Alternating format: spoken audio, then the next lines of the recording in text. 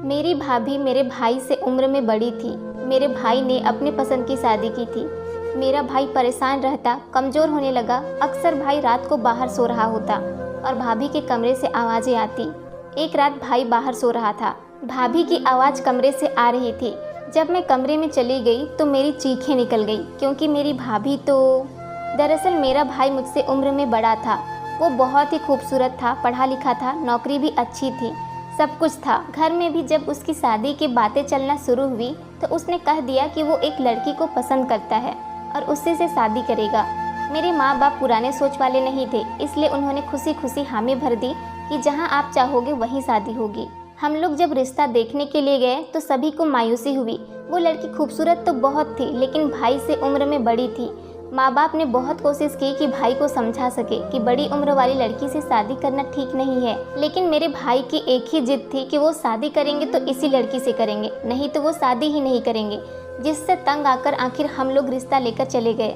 बाकायदा इज्जत से ब्याह करके लाए थे और बिल्कुल भी वो ऐसी नहीं थी कि हम उनसे तंग होते। सिर्फ भाई से उम्र में बड़ी थी, बस यही इनमें कमी थी, बाकी तो हर तरह से वो एक बेहतरीन लड़की थी। जब भाई को ही उनकी उम्र पर ऐतराज नहीं था तो हमें भला क्या ऐतराज हो सकता था। इसलिए हम लोग भी शादी में खुश थे। शुरू के कुछ दिन तो भाई और भाभी अक्सर घूमने खाने बाहर जाते थे, लेकिन एक महीने के बाद जब जिंदगी नॉर्मल हुई तो हमारे सामने भाभी के राज खुलने शुरू हो गए। मेरी भाभी बेहतरीन कुक थी, वो कुछ भी पका देती, इतने मज़े का होता कि इंसान उंगलियां चाटता रह जाता। सबके साथ इतने अच्छे तरीके से घुल मिल कर रहती थी।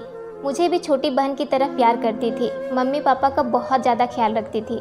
हम लोगों ने सिर्फ भाई की पसंद समझकर मजबूरी में भाभी को कबूल किया। अब आहिस्ता आहिस्ता दिल से कबूल करने लगे थे, क्योंकि भाभी खूबसूरत होने के साथ साथ समझदार और तौर तरीके वाली भी थी। इसके अलावा हमें और क्या चाहिए था। ऐसी ही बहू सबको चाहिए होती है। वो चेहरे से बिल्कुल भी उम्र की बड़ी नहीं लगती थी, इसलिए अक्सर लोग ये बात नहीं जानते थे। जिंदगी बहुत अच्छी गुजर रही थी। मेरी भाभी मेरा बहुत ख्याल रखती थी। मेरी उनसे बहुत अच्छी दोस्ती भी हो गई थी, क्योंकि मैं अभी कॉलेज में पढ़ती थी, इसलिए मेरे पास तो कम ही वक्त होता था। लेकिन जो भी वक्त होता मैं ज़्यादातर अपनी भाभी के साथ ही गुजारती। वो भी मेरी छोटी छोटी बातों को भी गौर से सुनती और कभी भी इन्होंने मुझे आमतौर पर भाभीयों की तरह तंग नहीं किया था। लेकिन पिछले कुछ दिनों से मैं देख रही थी कि मेरा भाई कुछ परेशान परेशान रहने लगा था। जो खुशी शादी के शुरू के दिनों में उसके चेहरे पर नज़र आती थी, वो खुशियाँ भाई के चेहरे पर नज़र नहीं आती थी। वो सबसे ही कुछ खींचा खींचा सा रहता, हर वक्त किसी सोच में डूबा रहता। मैंने अपने भाई से एक दो बार पूछने की कोशिश की, क्योंकि मेरे अपने भाई से बहुत अच्छी दोस्ती थी, इसलिए कोई बात होती तो वो मुझसे शेयर कर देता था। लेकिन अब वो परेशान नज़र आ रहा था, अपनी कोई बात भी शेयर नहीं कर रहा था। लेकिन भाभी इसी तरह खुश और बेफिक्र रहा करती। मुझे हैरानी होती कि जब पति इतना परेशान है तो बीवी कैसे खुश रह सकती है। फिर कभी खुद ही अंदाज़ा लगाती कि शायद भाई बिजनेस को लेकर परेशान है। कभी क्या सोचती तो कभी क्या, क्योंकि भाई तो किसी भी बात का ठीक से जवाब ही नहीं देते थे और कहते तुम अपनी पढ़ाई पर ध्यान दो, मैं बिल्कुल भी परेशान नहीं हूँ, तुम वैसे ही मेरे बारे में सोच सोच कर अपनी पढ़ाई खराब करोगी। उनको क्या बताती मैं कि मैं तो उनको ही देखकर परेशान हूँ, बेचैन हूँ। लेकिन उनकी परेशानी को भी माँ बाप ने किसी हद तक नोटिस कर लिया था।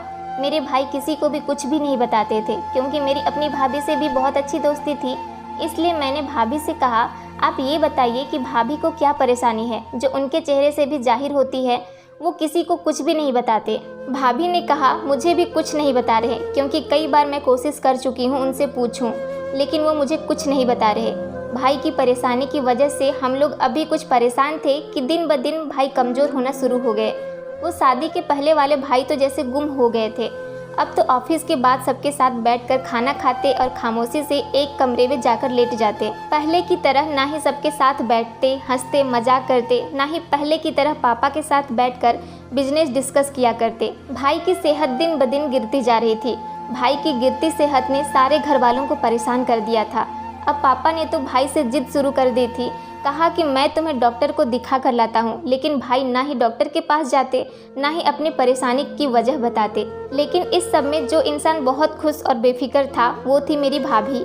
हालांकि सबसे ज़्यादा परेशान तो उन्हीं को होना चाहिए था, लेकिन वो तो परेशान क्या होती, परेशानी का नाटक तक नहीं करती थी। दिन ब दिन निखरती जा रही थी और खुश और बेफिक्र रहती थी।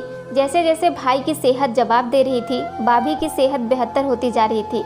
भाई को लेकर बाकी सबसे ज़्यादा मेरे दिमाग में परेशानियां और फिक्र थी, क्योंकि हम दोनों भाई बहन थे और भाई की इतनी अच्छी जगह शादी हो गई थी। भाई अपनी ज़िंदगी में काफ़ी स्टेबल थे, तो ये अचानक से क्या हुआ, इस बात की फिक्र तो मुझे होनी चाहिए थी।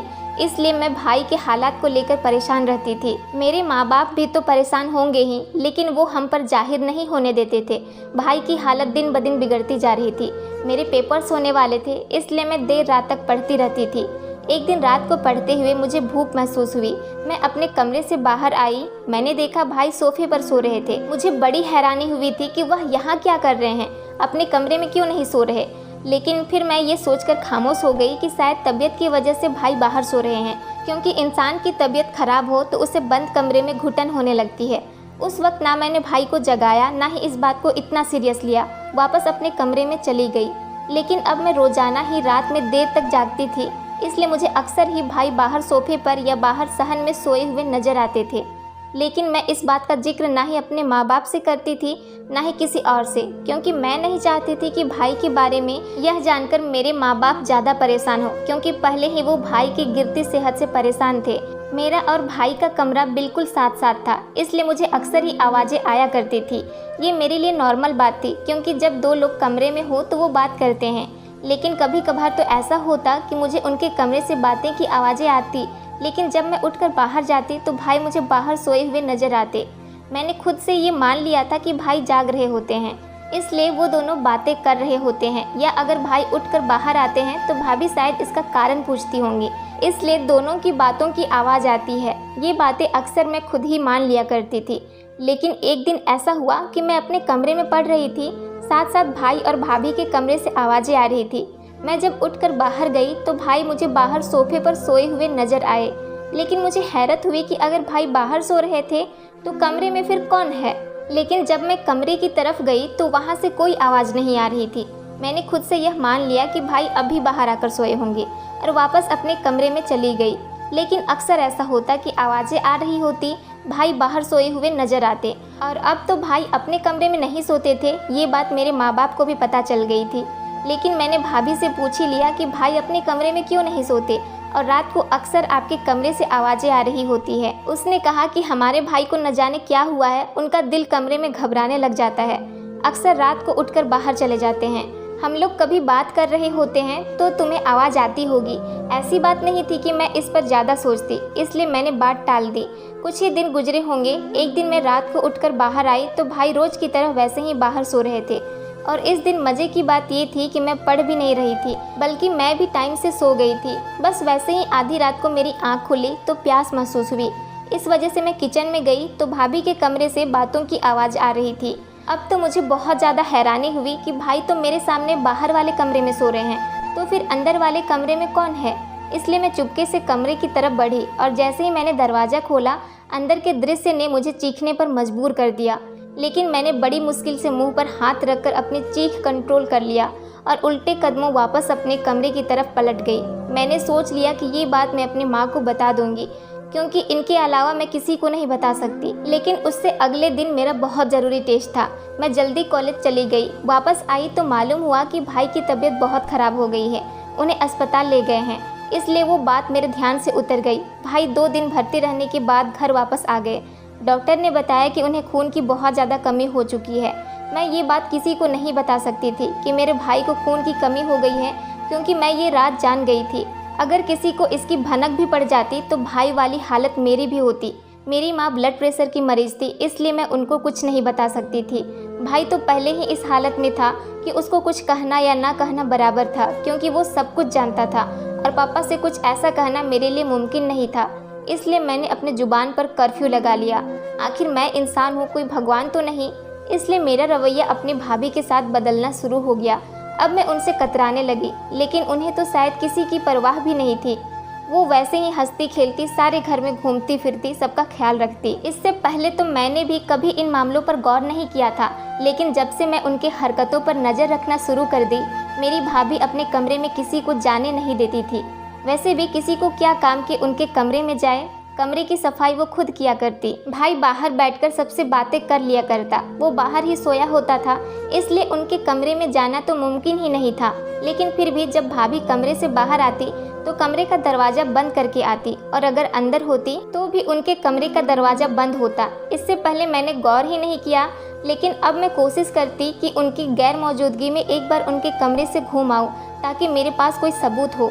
लेकिन शायद मेरी भाभी को भी मेरी इस ख्वाहिश का शक हो गया था या भनक पड़ गई थी, क्योंकि जब भी मैं उनके कमरे के इर्द गिर्द भी होती तो न जाने भाभी की नज़र मुझ पर कैसे पड़ जाती। वो चील की तरह मेरे तक पहुंच जाती।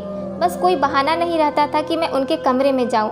और जब वो कमरे के अंदर होती है रात को, तो ये सवाल ही नहीं पैदा होता था कि मैं उनके कमरे में जाऊं। बस मेरे पास दिन का वक्त हुआ करता था। लेकिन मेरी भाभी तो अपने मायके भी नहीं जाया करती थी कि उनकी गैर मौजूदगी में ही उनके कमरे को देख लूं, जबकि ऐसा होना नामुमकिन था।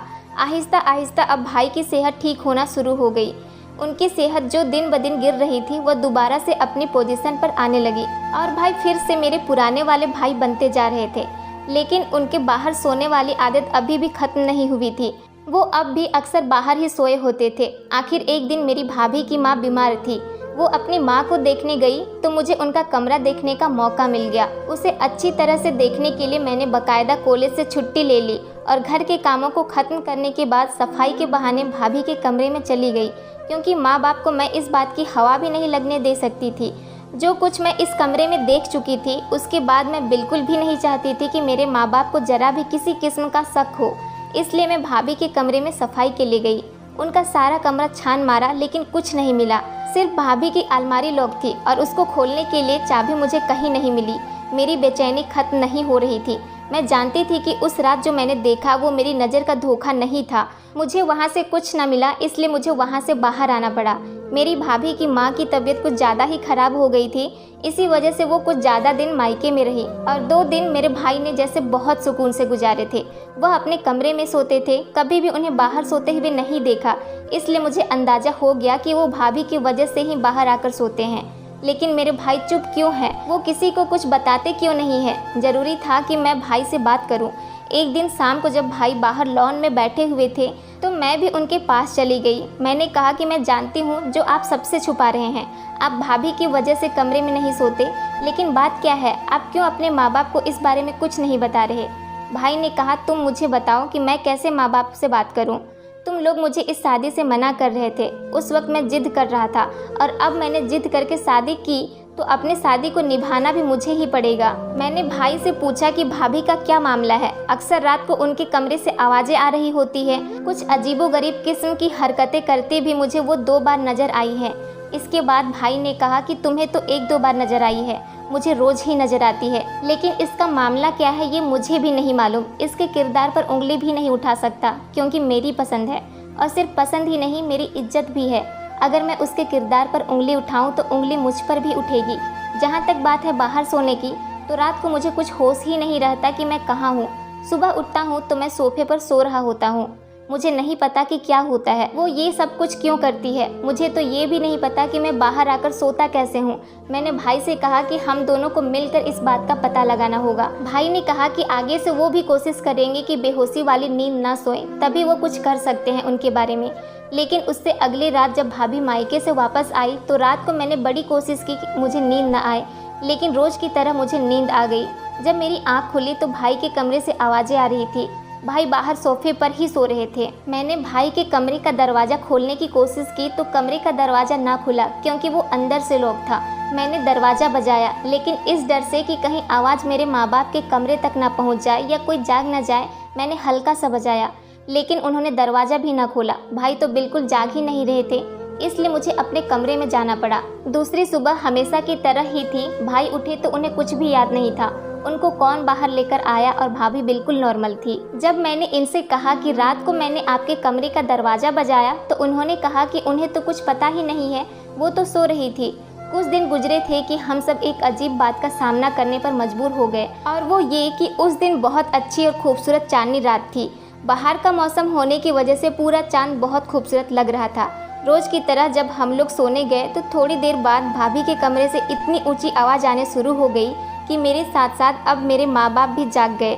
हम लोग बाहर आए तो भाई सोफे पर सो रहे थे और इतनी तेज आवाज़ों के बावजूद भी नहीं जाग रहे थे। हमने उनको जगाने की बहुत कोशिश की, लेकिन वो बिल्कुल भी नहीं जाग रहे थे। हम उनको छोड़कर भाभी के कमरे की तरफ चल पड़े। भाभी ने रोज की तरह अंदर से दरवाज़ा लॉक लगा रखा था। मम्मी ने बहुत दरवाज़ा बजाया, लेकिन वह बिल्कुल दरवाज़ा नहीं खोल रही थी। आखिर तंग आकर उन्होंने एक्स्ट्रा चाबी से कमरे का दरवाज़ा खोला। जब हम अंदर गए तो वो मंजर जो मैंने उस रात देखा था, वही मंजर आज मेरे माँ बाप देख रहे थे। भाभी कमरे के बीच में खड़ी थी। उनको इस तरह से हुलियों में देखकर पापा नज़र झुकाकर बाहर निकल गए, लेकिन माँ ने फौरन आगे बढ़कर अपनी चादर भाभी के ऊपर डाली। पूछा कि ये सब क्या है, लेकिन वो अपने होशो हवास में नहीं थी।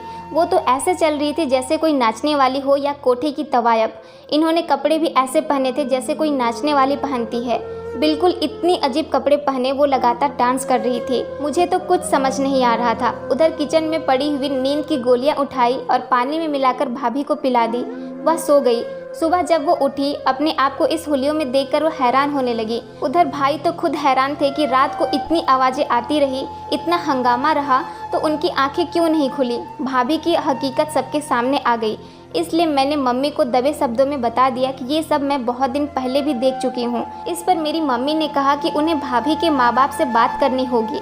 जब भाभी के माँ बाप को फ़ोन करके मेरी माँ ने उसको सारी बात बताई, तो मेरी भाभी की माँ ने बताया कि इसके साथ यह समस्या बचपन से हो जाता था। कभी कभी जैसे जैसे चांद कम ज़्यादा होता है, इसके साथ यही प्रॉब्लम होता रहता है, क्योंकि ये दिन को खुद को कुछ और समझती है और रात को कुछ और। सारा दिन यह बिल्कुल नॉर्मल रहती है, लेकिन हमने खुद एक बाबा जी से इसका इलाज करवाया था। इसकी बीमारी खत्म हो गई थी, इसलिए हमने इसकी शादी कर दी है। लेकिन मैंने इस बीमारी के बारे में सुना हुआ था, और ये वही बीमारी थी जिसमें इंसान की शख्सियत डबल हो जाती है। वो खुद को रात को चांद निकलने के साथ कुछ और समझने लगता है। ये उसके कंट्रोल में नहीं होता। इसे स्प्लिट पर्सनालिटी डिसऑर्डर कहा जाता है। ये सब सुना तो माँ ने उन्हें अस्पताल ले जाने की ठानी। इस पर मैंने भाई से कहा कि आपकी जो हकीकत है वो आप मुझे बता दें। इन्होंने बताया कि उन्होंने पिछले दिनों ड्रग्स ली थी। जब यह होश में नहीं रहती थी तो मुझे ड्रग्स खिलाकर बाहर लिटा देती थी, जिसकी वजह से मैं इतना ज़्यादा कमज़ोर होना शुरू हो गया था। जब मैंने अपना चेकअप करवाया, इसकी जानकारी हुई, तो मैंने एंटीजोन लेना शुरू कर दी, जिसकी वजह से अब मैं बेहतर हो रहा हूँ। भाभी के सारे अलमारियों की तलाशी ली गई तो ड्रग्स बरामद भी हो गई, लेकिन वह भी अपने आप में नहीं होती थी, इसलिए हम उन पर कोई इल्ज़ाम नहीं लगा सकते थे कि वो सब जानबूझकर करती होंगी। भाई को जो अपनी बीबी के बीमारी के बारे में पता चला, उन्होंने आखिरी हद तक कोशिश की और मेरी भाभी पूरी तरह इलाज करवाने के बाद बिल्कुल नॉर्मल हो गई और अब वो एक अच्छी और सेटल्ड ज़िंदगी गुजार रहे हैं। हालांकि जो कुछ हम देख चुके थे वो ऐसे थे, उसके बाद कुछ और लोग होते तो उनको पागल समझकर घर से निकाल देते या अपने बेटे को नुकसान पहुंचाने पर पुलिस का हवाले कर देते। लेकिन जब उनका कोई कसूर ही नहीं था तो उनको ढोंगी बाबाओं, फकीरों के पास ले जाने से अच्छा था डॉक्टर को दिखाया जाए। डॉक्टर ने उनका इलाज कर दिया और वो बिल्कुल ठीक हो गई। यही सच्चाई है कि हमेशा जो नज़र आता है वो सच नहीं होता। दोस्तों, आपको इस कहानी के बारे में क्या कहना है, कमेंट में ज़रूर बताइएगा। धन्यवाद दोस्तों।